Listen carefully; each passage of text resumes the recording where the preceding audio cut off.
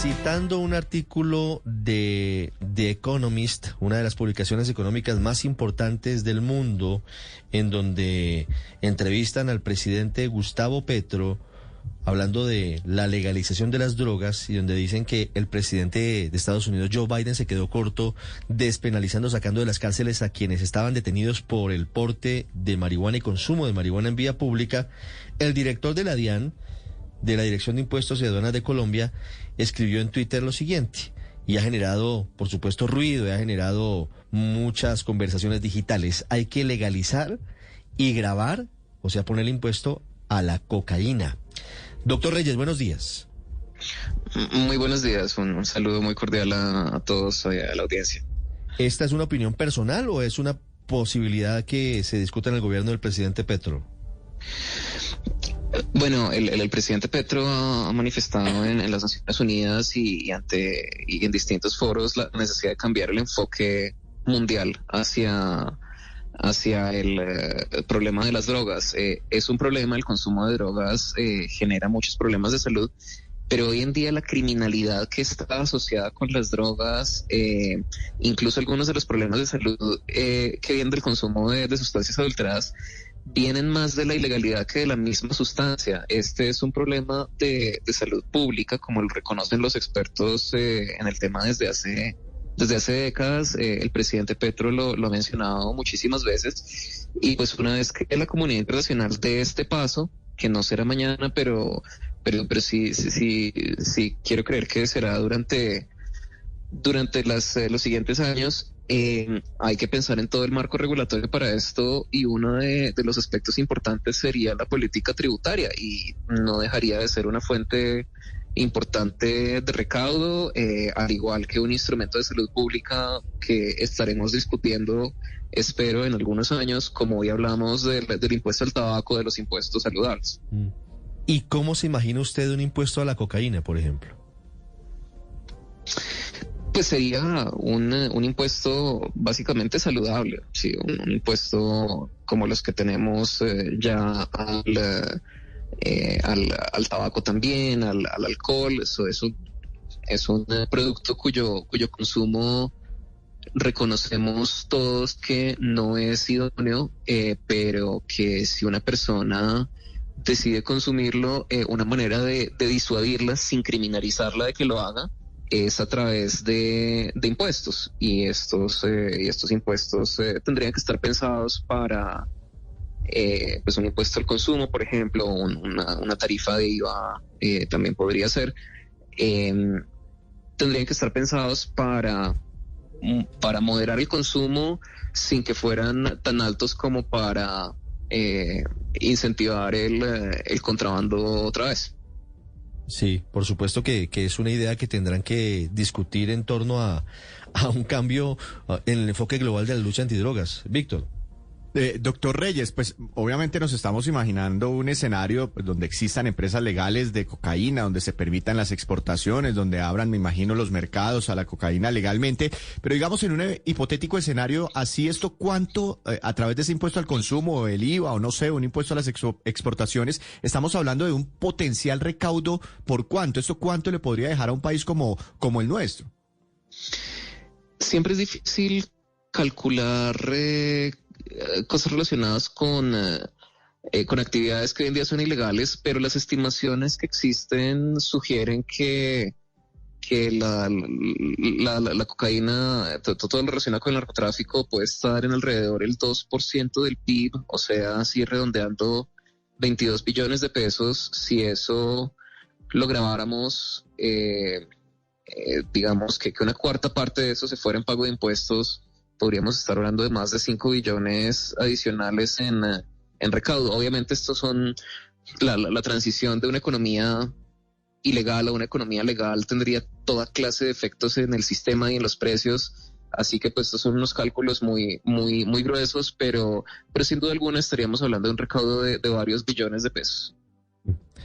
Doctor Reyes, esta propuesta de legalización de la cocaína, por supuesto que dependería de un cambio de enfoque global de las drogas, o podría presentarse alguna iniciativa local en Colombia sobre este asunto.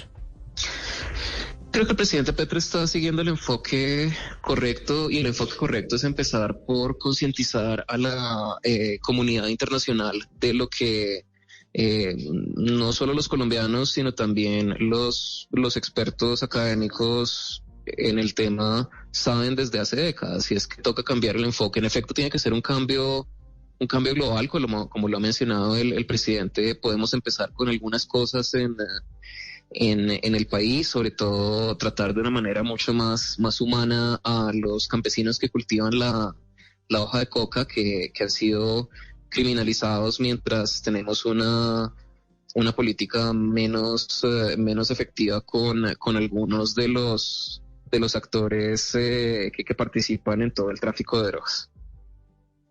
Doctor Reyes, le pregunto desde Londres y me pregunto si esto no estaría cambiando un problema por otro, si hoy por hoy los países desarrollados no son capaces de sobrellevar, por ejemplo, los costes que genera en salud el consumo del tabaco. ¿Cómo se va a hacer cargo del costo que genera el consumo de la cocaína? ¿Usted cree que ese impuesto pagaría eso?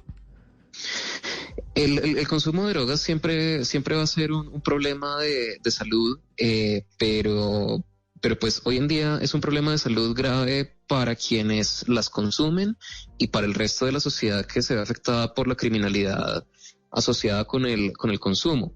Creo que pues llega un punto en el que el Estado no puede resolverlo todo, y las decisiones que toma una persona, pues será esa persona quien asuma sus responsabilidades. Creo, sin embargo, que todos los recursos que le dedicamos hoy a la criminalización de las drogas, si se enfocaran en el problema de salud, si hubiera un recaudo adicional tributario por precisamente que esto se tratara de un mercado legal, tendríamos más recursos para solucionar el problema de salud, que es el que nos interesa, y el problema criminal desaparecería, porque el problema criminal está generado precisamente por la ilegalidad. 8:24, esta discusión por ahora es académica, en algún momento seguramente será objeto de otro tipo de discusiones en el Congreso de la República o en otras instancias cuando avance aún más esta idea que tiene cada día más adeptos, hay que decirlo, en el mundo. Doctor Reyes, pero quiero preguntarle de otro tema, quiero preguntarle por las dudas que hay planteadas, entre otros, por sindicatos que apoyan al gobierno como la CUT, y que ya se habían expresado, por ejemplo, por parte de la procuradora Margarita Cabello frente a el impuesto a las pensiones altas en la reforma tributaria. ¿Hay posibilidades? ¿El gobierno abre la puerta para que se desmonte ese impuesto, o ese es un punto no negociable? En este momento el proyecto de ley es del Congreso de la República, y lo que se propone en el Congreso, que tenga votos en el Congreso, pasa, y en esa medida las modificaciones al recaudo por pensiones pues están sobre la mesa. Lo que también está sobre la mesa, yo sí quisiera llamar la atención al hecho de que estamos debatiendo sobre medidas que tienen quizá unas decenas de miles, cientos de miles de millones de pesos de efecto en el recaudo, y una cosa sobre la cual la opinión pública quizá no está lo suficientemente informada, es que la penalización de la evasión es algo que en este momento está trancado en el Congreso, y esto le cuesta al país entre 40 y 80 billones de pesos, entre 2 y 4 reformas tributarias. No es controversial la sustancia de esto, y sin embargo está en riesgo de no pasar. Vamos a seguir tolerando la evasión de una manera que no toleramos otros crímenes contra las finanzas públicas. Claro, pero a ver, aquí hay dos temas distintos, doctor Reyes. Usted en el segundo trino del hilo en el que habla de legalizar la cocaína, dice que también hay que penalizar a los grandes evasores, que se llevan entre 40 y 80 billones de pesos a sus bolsillos. Eso hoy no está contemplado en la norma, y usted nos dice efectivamente que eso está en riesgo de caerse en la reforma tributaria. Entonces, y se lo pregunto con respeto, ¿de qué estamos hablando si el gobierno no tiene la capacidad de sacar adelante sus propias iniciativas? El gobierno radicó una propuesta clara en la que se manifestaba que en proposiciones con el apoyo de la bancada de gobierno se iban a proponer medidas penales. Esas medidas se propusieron. La senadora Clara López radicó una proposición que todavía está bajo consideración y la cual apoyamos completamente desde la DIAN. El problema es que para que en el Congreso se apruebe algo se necesitan no solo los votos del pacto histórico, sino también de los demás partidos. Así es la democracia. Y entonces lo que estamos haciendo es un llamado al público, porque es una cuestión partidista, para que recuperemos esos recursos que nos están costando decenas de billones de pesos, que podrían irse a educación, a salud, a infraestructura y en general a la garantía de los derechos fundamentales que están consagrados en la Constitución política de nuestro país. Pues está en riesgo de que se caiga la posibilidad de penalizar, de que sea delito, de que vaya eventualmente a la cárcel un evasor de impuestos en Colombia. Doctor Reyes, pero el otro tema, aquí abrimos una ventana, el otro tema, el original, es el impuesto a las pensiones altas.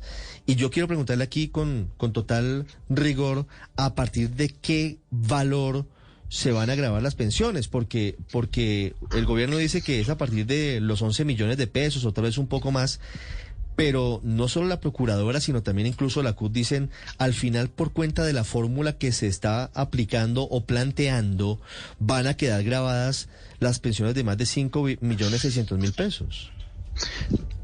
No, eso no es correcto. Las pensiones que se grabarían serían superiores a aquellas comenzadas superiores a 10 millones de pesos.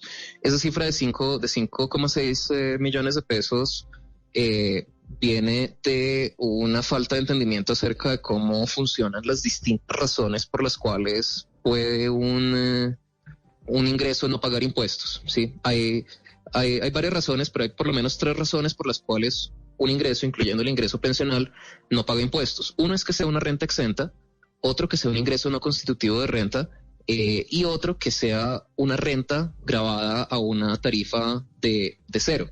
5,6 millones de pesos son la renta exenta para pensiones, pero es que las pensiones también tienen un componente de ingreso no constitutivo de renta y un componente de renta grabada a tarifa de cero, que pues todo eso son vainas complicadas del estatuto tributario, pero que en últimas todas se resumen en ingresos que no pagan impuestos. Y las pensiones que no pagan impuestos en la propuesta de gobierno son aquellas de 10 millones o menos.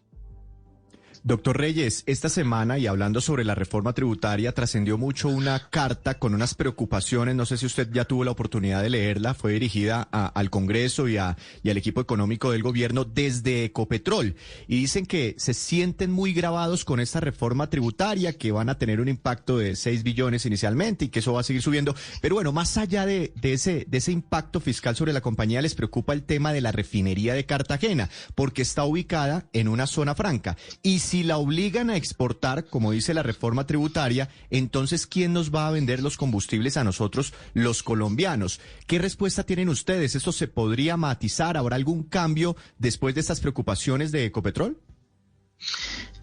Hay algunos ajustes por hacer en términos de la normatividad propuesta para zonas francas.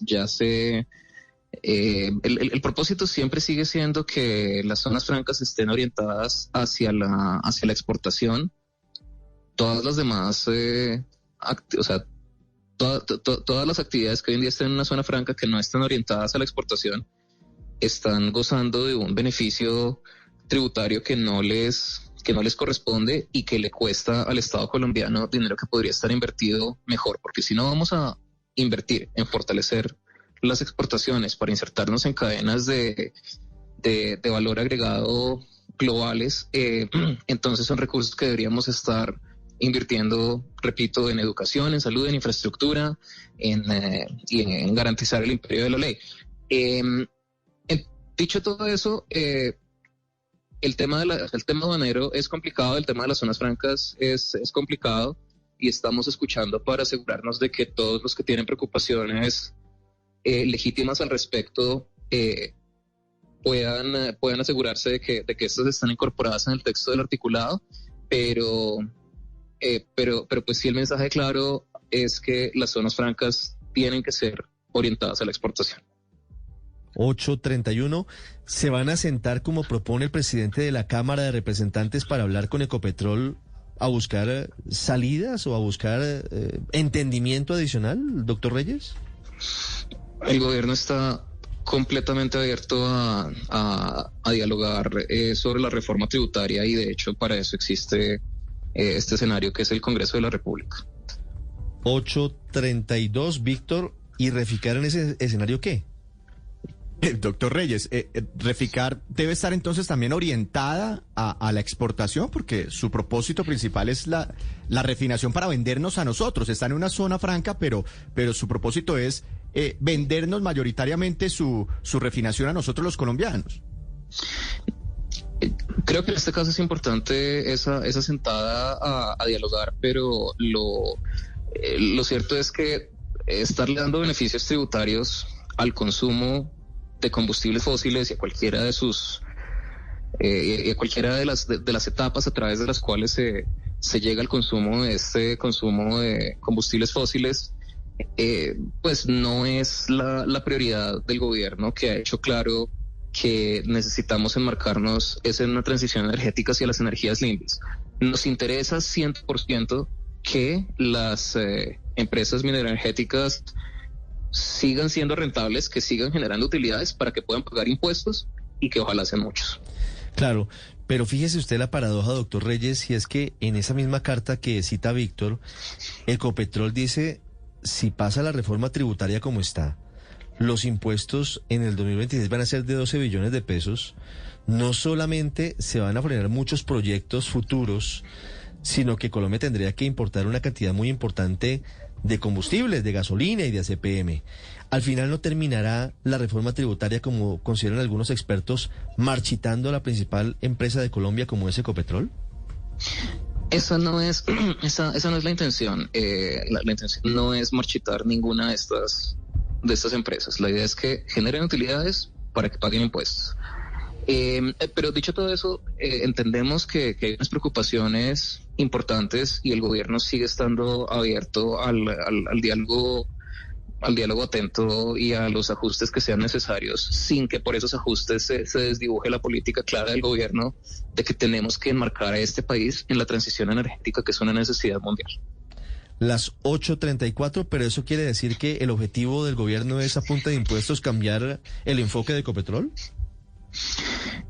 El enfoque del gobierno es tener una política tributaria que incentive las exportaciones, que incentive la transición energética y que sea progresiva. Creo que más claro que eso no se puede decir. 8:35. Doctor Reyes, una pregunta para finalizar que plantea un integrante de esta mesa de trabajo y yo con gusto se la traslado. ¿En la reforma tributaria se mantiene o se desmonta la exención del 50% del impuesto de renta para magistrados y profesores universitarios de universidades públicas? Es una de las cosas que está bajo estudio, al igual que la penalización de la evasión. Es una que yo pienso que tiene sentido, que tiene sentido acabar. En el texto actual del articulado no se ha quitado, pero tal y como lo he dicho, hay muchas cosas que deberían entrar en el articulado y que todavía no están. ¿Y lo van a incluir en el texto? Esto, al igual que la penalización de la evasión y que otras medidas muy deseables, son cosas que incluirlas depende no solo de la buena voluntad del Ejecutivo, sino del Congreso de la República. Es importante que los ciudadanos que están interesados en esto le estén haciendo estas mismas preguntas, no solo al Ejecutivo, que hay que hacérselas, sino también al Congreso. Las 8:36, es el director de la DIAN, Luis Carlos Reyes, con nosotros. Gracias, doctor Reyes, un feliz día. Muchas gracias.